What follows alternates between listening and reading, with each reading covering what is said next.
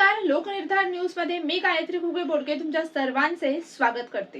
धुरीवाडा येथील श्री स्वामी समर्थ मठात मूर्ती प्राण प्रतिष्ठापनेचा 19वा वर्धापन दिन सोहळा संपन्न. मालवण धुरीवाडा येथील श्री स्वामी समर्थ मठाला 36 वर्ष पूर्ण झाली आहेत. मालवण तालुक्यातील धुरीवाडा मालवण आचरा मुख्य रस्त्यावरून धुरीवाडा वाडीतून थोडंसं आतमध्ये गेल्यावर हा श्री स्वामी समर्थांचा मठ आहे. एका बाजूला निळशार समुद्र आणि कोळंब खाडी पात्राच्या अगदी किनाऱ्यावर स्वामींचा हा मठ विराजित आहे. मठाच्या सभोवती उंच उंच नारळाची झाडे घट्ट गर्दी करून आहेत आणि निसर्गाच्या सानिध्यात मठाचं वातावरण स्वामी भक्तांना अनुभवायला मिळते. मालवण तालुका धुरीवाडा कुरण येथील श्री स्वामी समर्थांच्या मठात दिनांक 23 फेब्रुवारी 2024 रोजी मूर्ती प्राण प्रतिष्ठापनेचा 19वा वर्धापन दिन सोहळा साजरा. समर्थ मूर्ती प्राण प्रतिष्ठापनेचा 19वा वर्धापन दिन सोहळा निमित्त सकाळी अभिषेक, पूजन, नामस्मरण आणि श्री भक्त रवींद्र मनोहर सारंग व रवीना रवींद्र सारंग यांच्या शुभ हस्ते श्री सप्तदत्ताची महापूजा झाली. त्यानंतर दुपारी 1 ते 4 महाप्रसाद, दुपारी 1 वाजल्यापासून तीर्थप्रसाद आणि दुपारनंतर विविध सांस्कृतिक कार्यक्रमांचे आयोजन करण्यात आले होते. त्रिमूर्ती भक्ती संघ मालवण यांचे सुश्राव्य गायन, सद्गुरू वामनराव पै, जीवनविद्या मिशन कुळम यांचा हरिपाठ व श्री सद्गुरू सदानंद माऊली संप्रदाय यांचं भजन मंडळ वायरी मालवण यांचे संगीतमय भजन झाले.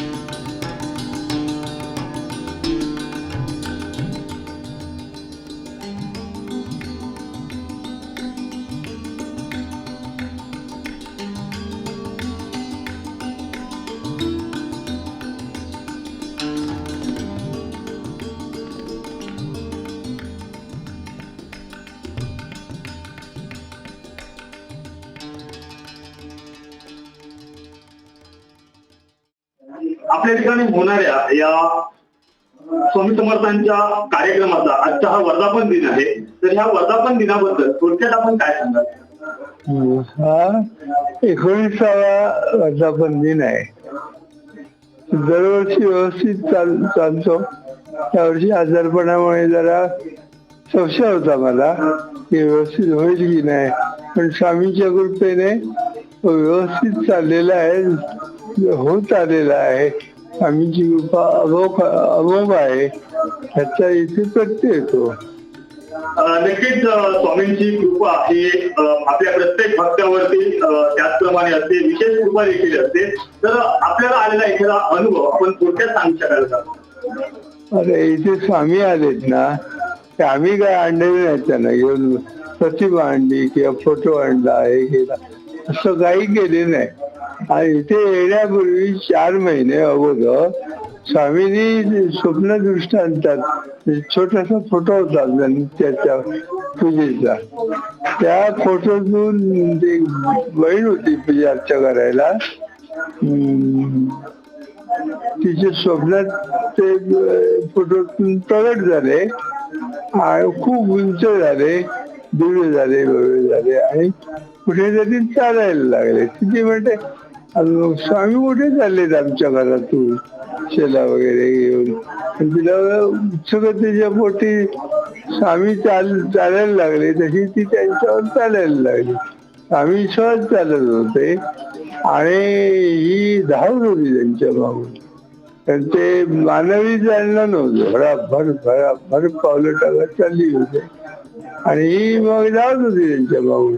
आणि मग स्वामी येऊन उभे राहिले त्या घराच्या समोर. म्हणजे आता जिथे आम्ही हे मंदिर आहे, मठाचं मूर्ती बसवली आहे, त्याच्या ते पायरीच्या खाली उभे राहिले आणि सांगितलं, अरे हे घर आहे ना, ही माझी जागा आहे, इथे मी राहतो, इथे तुम्ही राहा आणि जेव्हा करा.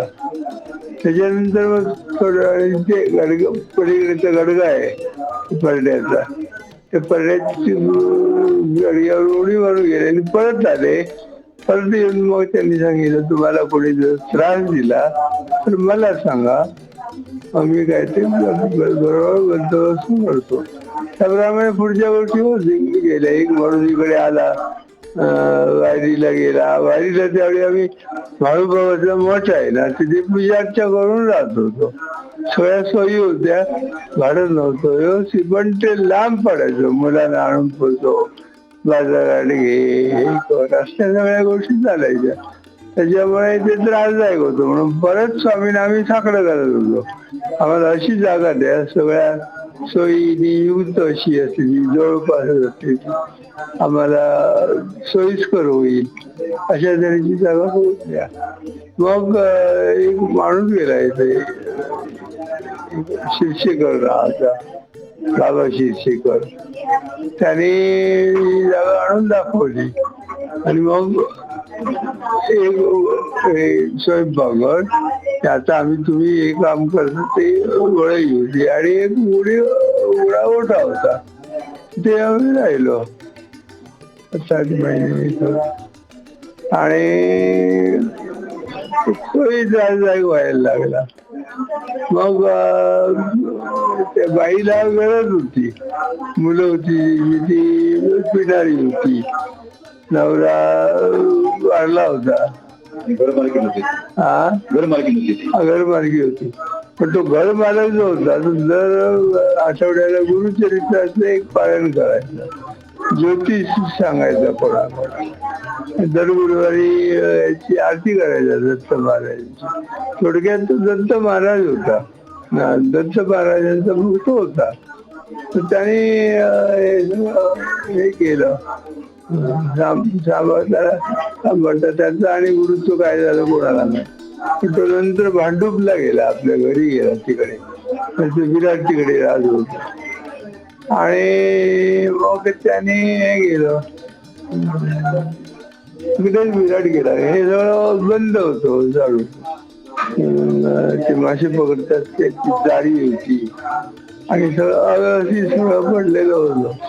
ती कामं असल्यामुळे लोक विड्यावडणं, पिणं वगैरे असल्या गोष्टी करत होते.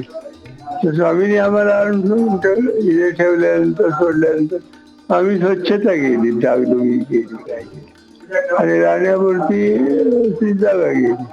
नंतर त्या बाईने हे विकलं आम्हाला. नवऱ्यानेच सांगितलं, आजारी पडला, अगं तुला हे सांगायला जमणार नाही, तू ते शिक्षक राहतात दामापूरकर, त्यांना तू देऊन टाक. ते धार्मिक आहेत, चांगल्या माणसाकडे आपली जागा दिलेली बरी, ती व्यवस्थित उपासना करतील, राहतील, जागेचं महात्म्य राहील वगैरे काही गोष्टी सांगितल्या. तर तिने मान्य केल्या, कबूलही केल्या. आणि काही दिवसांनी मुंबईला ते वारले. आल्यानंतर तिने मग 1 महिना झाल्यानंतर आम्हाला विचारणा केली की मला विकायचं आहे, तुम्ही घेत असाल तर घ्या. स्वामींनी दाखवलेली जागा इथे तुम्ही राहा मी इथे आहे असं सांगितले, त्याला आम्ही कशाला जोडतो. 1 लाख रुपये किंवा सांगत होते ते, 1.5 लाखाला सांगितले.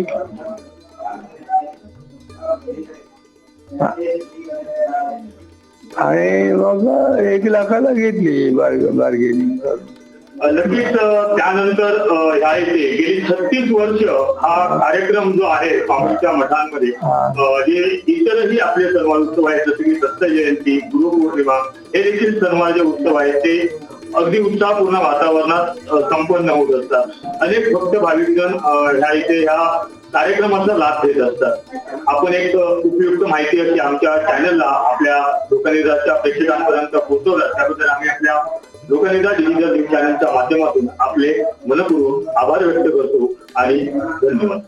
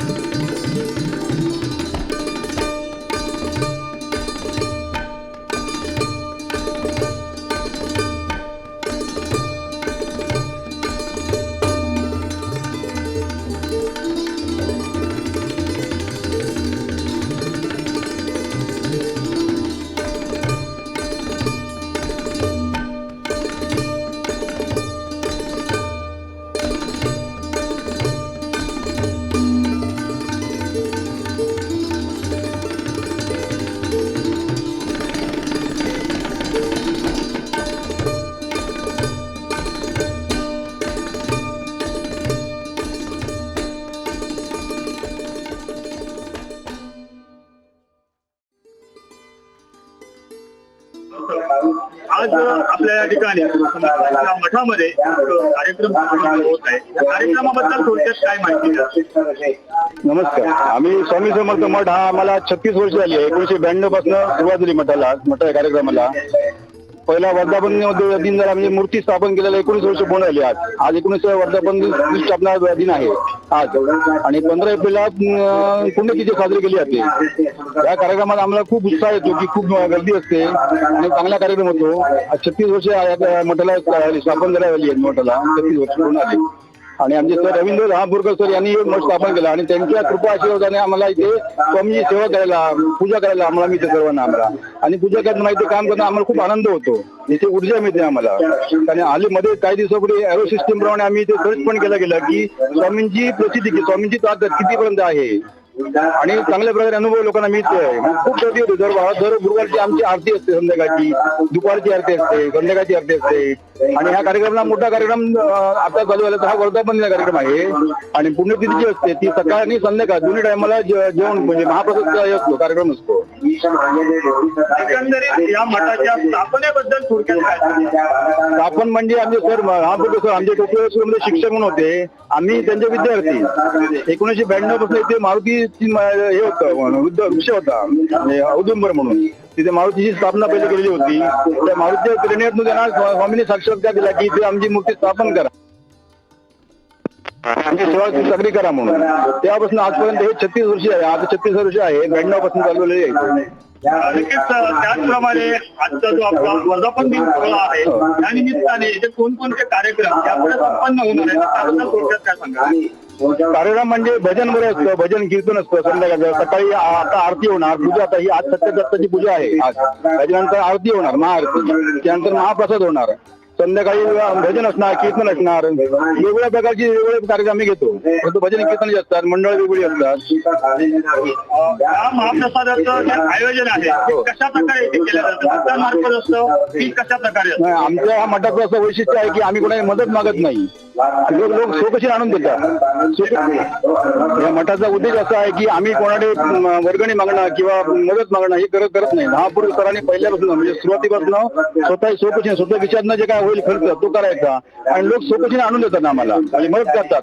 सरळ असते मदत करतात सेवा म्हणून. आणि ती आम्हाला पूर्ण होते. आमचे पण हे करतात, आम्ही स्वतः करतो, लोक करतात. पण आम्ही कोणाला मागायला जात नाही. आणि ह्या सरांचीच सांगितलं आहे सरांनी कोणाकडे पैसे मागायचे नाही किंवा कोणाकडे मदत मागायची नाही. आपल्या हाताने जे काय होईल स्वकशीने कोण देईल त्याच्यातच सगळं कार्यक्रम करायचा. आपल्या कोकण पट्ट्यामध्ये ज्या ठिकाणी स्वामींची स्थळं आहेत त्या ठिकाणी स्वामींच्या भक्तांचा सोहळा नक्कीच सुरू होतो. मग आपल्या या धुळीवाड्यामध्ये असलेल्या संस्थांच्या मठामध्ये कशा प्रकारे पाहायला भक्तांचा प्रत्येक वेळी खूप वारंवार म्हणजे दरवेळी वाढत चाललाय हो काय. फक्त आम्हाला काय होतं इथून वाट नसल्यामुळे जरा आणि मार्गदर्शन नसल्यामुळे लोक समजत नाही मठ कुठे आहे तो. इथे आमची इच्छा आम्ही आमदारांना खासदारांना सांगितलं इथून आम्हाला एक थोडा बंधारा करून द्या. लोकांची मागणी होती. बंधारा मंजूर झालेला आहे. फक्त निधी कमी असल्यामुळे मंजूर हे होत नाहीये, कार्यक्रम आधी मिळत नाहीये. पण जर मिळाला काय जर रस्ता मिळाला किंवा वाट मिळाली तर ह्या मठाची खूप प्रगती होऊ शकते किंवा प्रसिद्धी होऊ शकते. लोक येतात, लोकांना माहिती आहे की स्वामीकडे आपली प्रसिद्धी मिळते, स्वामींकडनं आपलं काम होते, स्वामीला मागायला लागत नाही. मनाची इच्छा पूर्ण करायची स्वामी समर्थ आहे आमचे. आम्ही मागायला लागत नाही किंवा प्रार्थना करायला लागत नाही किंवा हे करायला इच्छा काय ते नवस करावं लागत नाही. मनाची इच्छा जाणती सर्व काही असं स्वामींचं वृद्ध वाक्य आहे. त्याप्रमाणे आहे. जर आम्हाला रस्त्याचं काम जर झालं तर आणखी लोक येऊ शकतात. आम्हाला कसं लोकांना समजत नाही कुठून यायला पाहिजे, वाट कुठून आहे मठाची. पण लोकांना इच्छा असते इकडे यायची. आता दुपारच्या नंतर झाला तुम्हाला इथे बसायला चालायला वाट नसणार, जागा नसणार, एवढी गर्दी असते. एकंदरीत महाप्रसाद आहे आजच्या दिवशी या महाप्रसादाचं आयोजन केलं जातं. आम्ही 2,500 ते 3,000 लोकांचं हे करतो. पण ते 5,000 ते 6,000 पेक्षा लोक येऊन जातात दरवेळी. आणि हे पुण्यतिथीचं आहे. एका दिवशी दुपारचा महाप्रसाद असतो आणि वर्धापन पुण्यतिथी जी असते हा वर्धापन दिन आहे. पुण्यतिथी असते सकाळी संध्याकाळचं पण भोजन असतं, महाप्रसाद असतो. आणि सगळ्यात कोकणाला सगळ्यात जुना हा मठ आहे. 1992 साली स्थापन झालेला आहे. या मठात इतरही ज्यावेळी कार्यक्रम असतात, सणवार उत्सव असतात ते साजरे केले जातात. हो, सगळे साजरे म्हणजे आम्ही दत्त जयंती किंवा गुरुपौर्णिमा आम्ही थोडक्यात साजरी करतो एवढं. आणि उत्साहाच्या वातावरणात साजरी केली असते प्रगट दिन आणि प्रगट दिन. दिलेली आपले धन्यवाद.